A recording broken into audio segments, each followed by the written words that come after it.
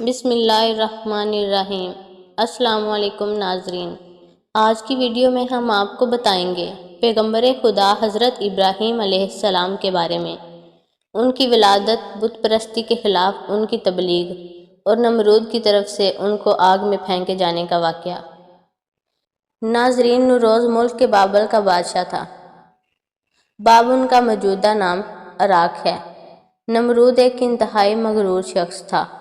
جب اس کے اقتدار کا دائرہ وسیع ہو گیا تو اس نے لوگوں سے کہنا شروع کر دیا کہ اس کی پرستش کریں، چونکہ لوگ پہلے ہی غیر اللہ یعنی پتھر اور لکڑی کے بنے ہوئے بتوں کو سجدہ کرتے تھے، لہٰذا وہ اسے بھی آسانی سے خدا ماننے پر آمادہ ہو گئے۔ لوگوں کو اس کی گمراہی اور ضلالت کی زندگی بسر کرتے ایک عرصہ گزر گیا اور وہ اللہ کو بلا چکے تھے۔ پروردگار عالم نے اس قوم کی رہنمائی اور ہدایت کے لیے ان میں اپنا نمائندہ بھیجنے کا ارادہ فرمایا۔ نمرود کے دربار میں نجومی بھی تھے۔ ایک نجومی نمرود کے دربار میں بڑا اونچا مقام و منزلت رکھتا تھا اور وہ نمرود کے بہت قریب تھا۔ ایک دن اس نے نمرود سے کہا، علی جان کی امان پاؤں تو ایک بات عرض کروں؟ نمرود نے کہا، عرض کرو۔ نجومی نے بتایا کہ آپ کی سلطنت میں ایک بچہ پیدا ہونے والا ہے، وہ بت پرستی کو ختم کر دے گا اور لوگوں کو اپنے دین کی جانب بلائے گا اور آپ کی حکومت ختم کر دے گا۔ یہ سن کر نمرود نے اپنے دربار کے دوسرے نجومیوں کی طرف دیکھا۔ سب نجومیوں نے پہلے نجومی کی تائید کی۔ نمرود یہ سن کر دل ہی دل میں گھبرایا اور پھر غصے میں آ کر حکم دیا عورتوں اور مردوں کو ایک دوسرے سے الگ کر دیا جائے تاکہ ایسا کوئی بچہ وجود میں آنے ہی نہ پائے، اور حکم دیا کہ جو بھی بچہ پیدا ہو اسے قتل کر دیا جائے۔ نمرود کے منہ سے اس کا حکم نکلنا تھا کہ بابل میں پیدا ہونے والے بچے قتل کیے جانے لگے۔ کہتے ہیں کہ نمرود کے حکم پر اس مردود کے جلادوں نے 1,00,000 بچے قتل کیے۔ نادان نمرود یہ سمجھتا تھا کہ ان ہیلیوں سے وہ خدا تعالیٰ کے ارادے کے آگے باندھ سکے گا۔ اسی ملک کے بابل میں ایک خاتون تھی جن کا نام تاریخ نے نونا بتایا ہے۔ نونا اس وقت حاملہ تھی، لیکن ان کے حمل کے آثار کو اللہ نے چھپا دیا۔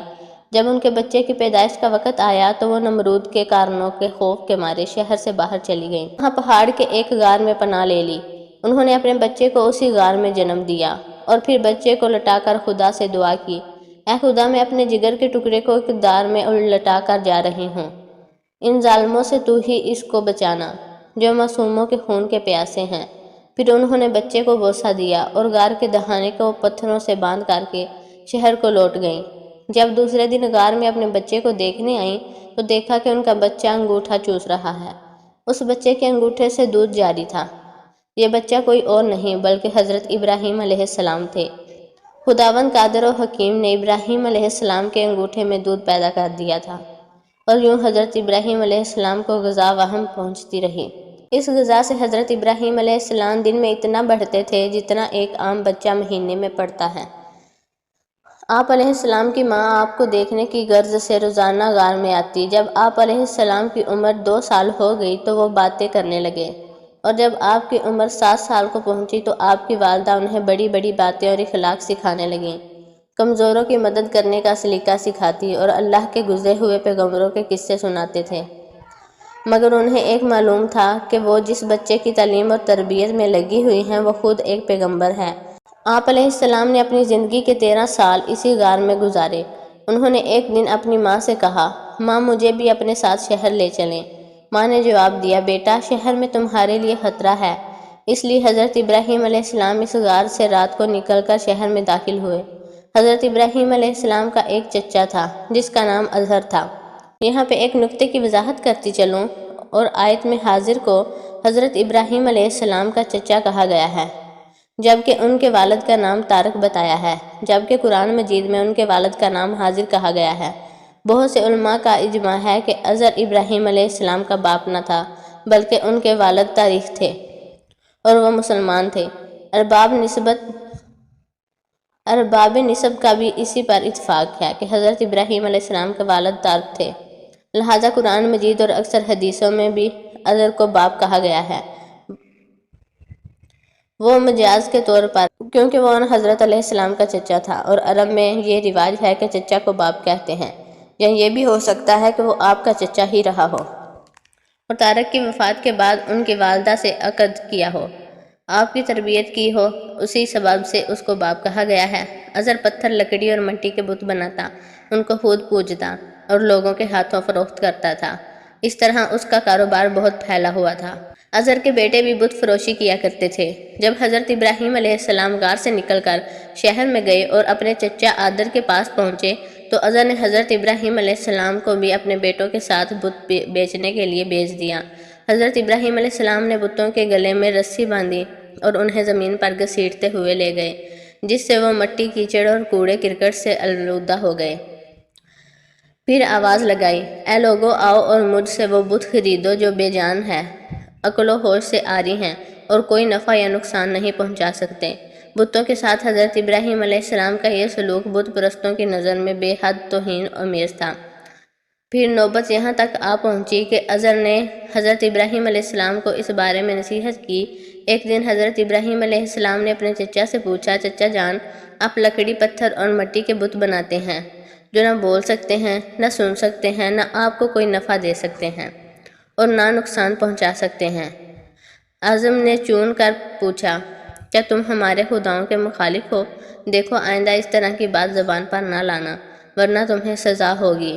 اس کے بعد حضرت ابراہیم علیہ السلام لوگوں سے مخاطب ہوئے اور کہا، پرستش اور سجدے کے لائق نہ نمرود ہے اور نہ یہ بت ہیں۔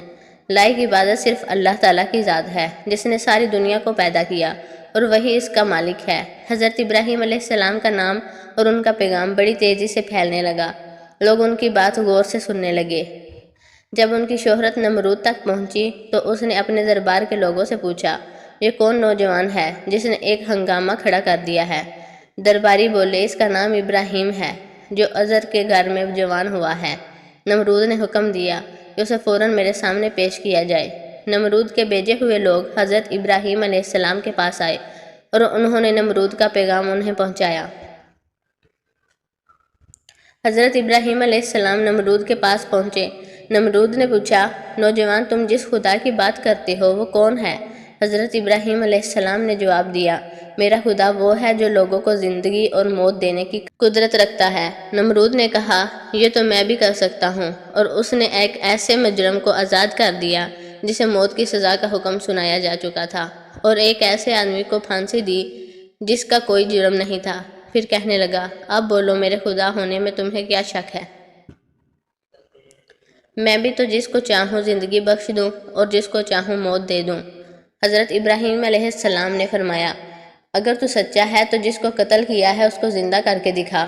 پھر فرمایا، میرا خدا سورج کو مشرق سے نکالتا ہے اور مغرب میں غروب کرتا ہے، تو اسے مغرب سے نکال کر دکھا۔ نمرود سے اس سوال کا کوئی جواب نہ بن پڑا اور وہ شرمندہ ہو گیا۔ اس وقت حضرت ابراہیم علیہ السلام کی والدہ نے نمرود سے کہا، بادشاہ سلامت، مجھے اجازت دے کہ میں ابراہیم علیہ السلام کو اپنے ساتھ لے جاؤں، کیونکہ یہ ابھی نہ سمجھ ہیں۔ اظہر بولا، بادشاہ سلامت، آپ ابراہیم علیہ السلام کو گھر جانے کی اجازت دے دیں، میں اسے آپ کی اور بتوں کی توہین سے باز رکھنے کی ضمانت دیتا ہوں۔ نمرود نے کہا، میں تمہاری خاطر ابراہیم علیہ السلام کو معاف کرتا ہوں، لیکن اگر اس نے آئندہ کوئی ہنگامہ کھڑا کیا تو میں اسے زندہ جلا دوں گا۔ حضرت ابراہیم علیہ السلام اس واقعے کے بعد بھی اپنے مشن سے باز نہ آئے، اور انہوں نے ایک دن اظہر سے کہا، چچا جان، یہ بت کیا ہیں جن کو آپ خود بناتے ہیں، خود پوجتے ہیں اور خود ہی ان کو خدا مانتے ہیں؟ اظہر یہ بات سنتے ہی بگڑ گیا اور اس نے کہا، ابراہیم، فوراً میرے گھر سے نکل جاؤ، میں تمہاری شوخی مزید برداشت نہیں کر سکتا۔ حضرت ابراہیم علیہ السلام یہ کہتے ہوئے گھر سے نکلے، چچا جان، آپ نہیں مانتے تو میں جاتا ہوں، مگر میں اپنے مشن سے بات نہیں آؤں گا، کیونکہ میں خدا سے ڈرتا ہوں، ان بتوں سے یا نمرود سے نہیں ڈرتا۔ حضرت ابراہیم علیہ السلام یہ کہتے ہوئے گھر سے نکلے، چچا جان، آپ نہیں مانتے تو میں جاتا ہوں، مگر میں اپنے مشن سے باز نہیں آؤں گا، کیونکہ میں خدا سے ڈرتا ہوں، ان بتوں سے یا نمرود سے نہیں ڈرتا۔ حضرت ابراہیم علیہ السلام نے اپنے چچا کے گھر سے الگ اپنا کوئی انتظام کر دیا اور وہاں سے چلے گئے۔ اپنے دین کے مطابق ایک اللہ کی بندگی کی دعوت دیتے رہے اور بتوں کی خدائی کا انکار کرتے رہے۔ ملک کے بابل کے لوگ ہر سال ایک عید منایا کرتے تھے، اور اس دن وہ کچھ خصوصی مراسم انجام دیا کرتے تھے۔ چنانچہ وہ لوگ سارا دن شہر سے باہر گزارتے تھے۔ ایک دفعہ جب عید کا دن آیا اور وہ لوگ شہر سے باہر چلے گئے تو حضرت ابراہیم علیہ السلام اکیلے اس شہر میں باقی رہ گئے۔ جب حضرت ابراہیم علیہ السلام نے دیکھا کہ شہر خالی ہے اور بت خانے کا کوئی محافظ بھی نہیں ہے، حضرت ابراہیم علیہ السلام نے ایک کلہاڑا لیا اور بت خانے میں جا پہنچے۔ اس عالیشان بت خانے کو دیکھنے لگے جس کو بڑی نفاست سے سجایا گیا تھا۔ اس میں مختلف بتوں کو ان کے رتبے کے مطابق تربیت دیا گیا تھا۔ تب آپ نے ان بتوں کا مذاق اڑانے کے لیے وہ کھانا ان کے آگے رکھا جو آپ ساتھ لے کر گئے تھے۔ آپ نے اسے کہا، کیا تم کھانا کھاؤ گے؟ جب بتوں کی طرف سے کوئی جواب نہ ملا تو ازارا تمسخر کہا، تم بولتے کیوں نہیں؟ لیکن اب بھی کوئی جواب نہ ملا۔ اس بار حضرت ابراہیم علیہ السلام نے کلہاڑا اٹھایا اور ایک کنارے سے بتوں کو توڑنا شروع کیا۔ سارے بت چکنا چور کر دیے۔ آخر میں سب سے بڑے بت کے کندھے پر کلہاڑا رکھ دیا اور اس خانے سے نکل گئے۔ جب شہر کے لوگ واپس لوٹے تو اپنے بت خانے میں گئے۔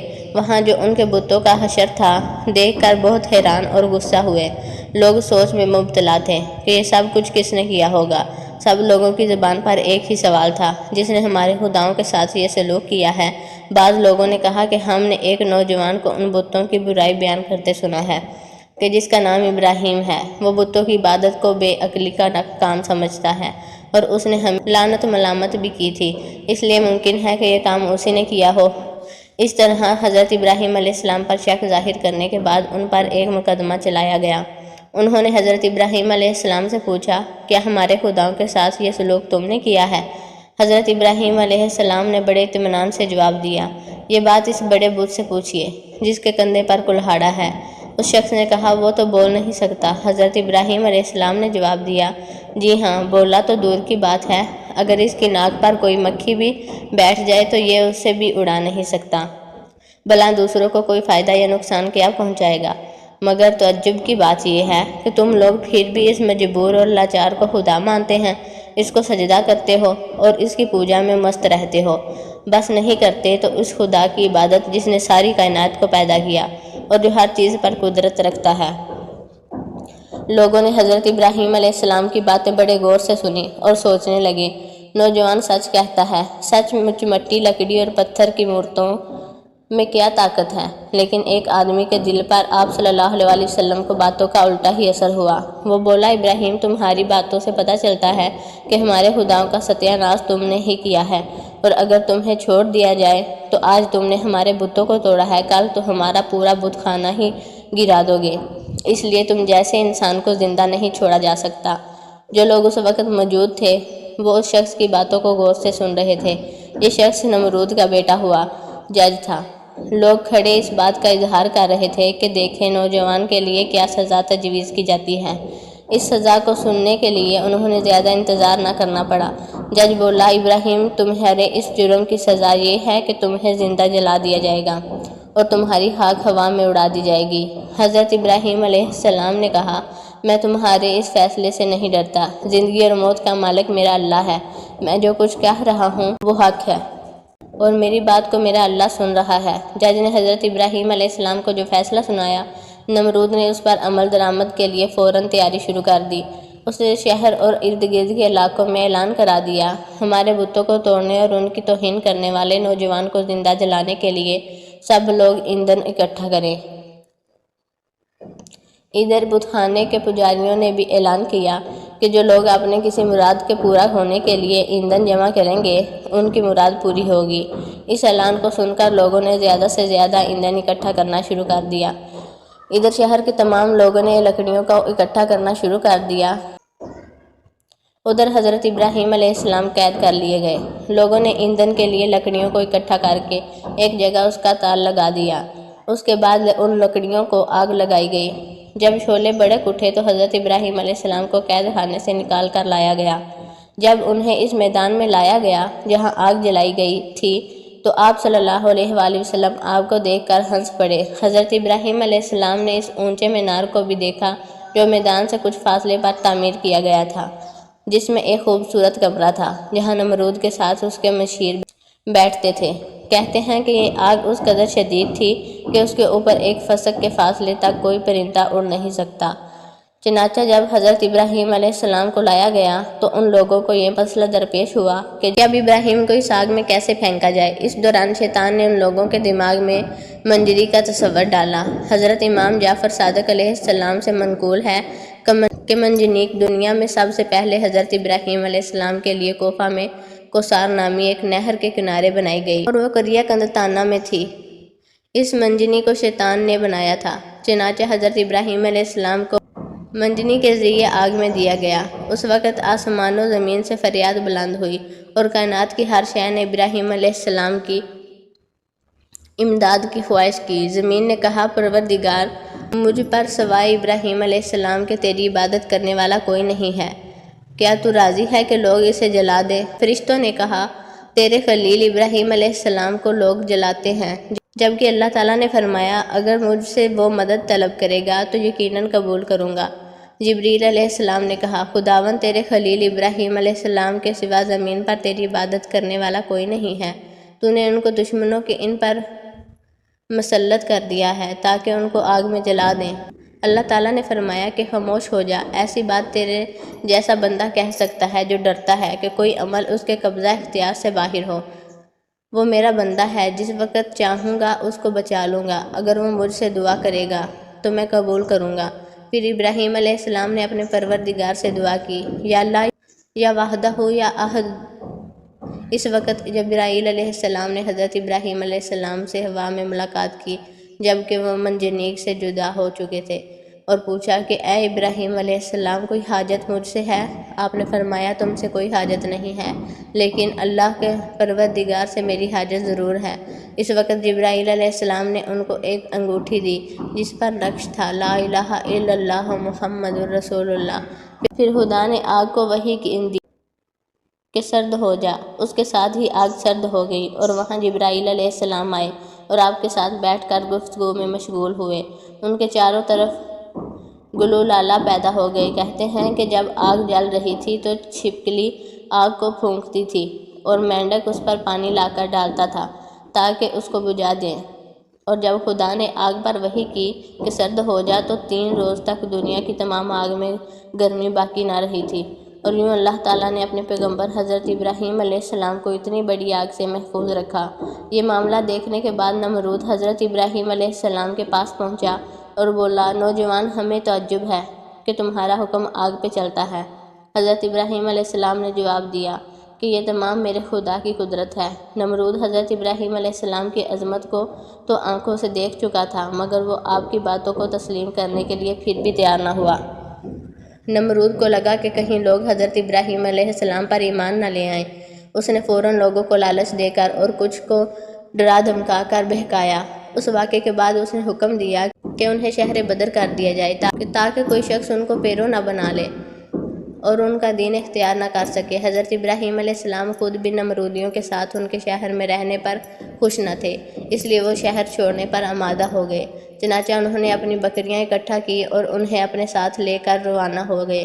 کیونکہ آپ کے ساتھ بہت سی بکریاں اور دوسرا سامان بھی تھا، اس لیے نمرود نے حکم دیا کہ یہ سارا مال بحق سرکار ضبط کر لیا جائے۔ حضرت ابراہیم علیہ السلام نے کہا، اگر تم میری بھیڑ بکریاں اور مال و متاع لینا چاہتے ہو تو میں نے اس سرزمین میں اپنی جتنی عمر صرف کر کے یہ بھیڑ بکریاں جمع کی ہیں، تم میری وہ عمر مجھے لوٹا دو اور پھر میرا مال ضبط کر لو۔ جب بات بڑھ گئی تو یہ مقدمہ نمرود کے ایک منصف کے پاس پہنچا۔ اس نے فریقین کے بیانات سننے کے بعد فیصلہ حضرت ابراہیم علیہ السلام کے حق میں دے دیا۔ تب آپ اپنی بھیڑ بکریاں اور دوسرا سامان لے کر اپنی بیوہ سارہ اور اپنے بھتیجے حضرت لوط علیہ السلام کے ہمراہ بابل چھوڑ کر چل دیے۔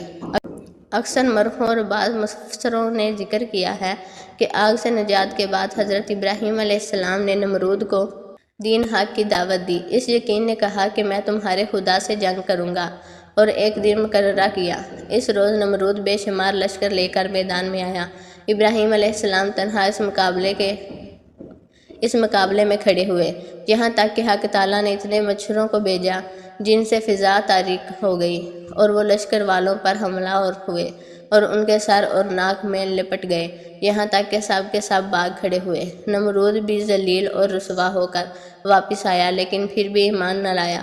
تو خدا نے ایک کمزور مچھر کو حکم دیا کہ اس کے دماغ میں گھس جائے۔ وہ اس کے دماغ میں جا کر اس کا مغز کھانے لگا۔ وہ اس قدر بے چین ہو گیا کہ چند آدمیوں کو مقررہ کیا باری گرز لے کر اس کے سر پر ماریں کہ شدید اس سے اس کے اضطراب میں تسکین آئے۔ اسی حالت میں 40 سال گزرے اور وہ ایمان نہ لایا، بالآخر کسی حالت میں جہنم واصل ہو گیا۔ امید کرتی ہوں آپ کو ہماری آج کی ویڈیو پسند آئی ہوگی۔ اگر آپ کو ہماری ویڈیو پسند آئی ہے تو ویڈیو کو لائک کریں اور اپنے دوستوں کے ساتھ شیئر بھی کریں۔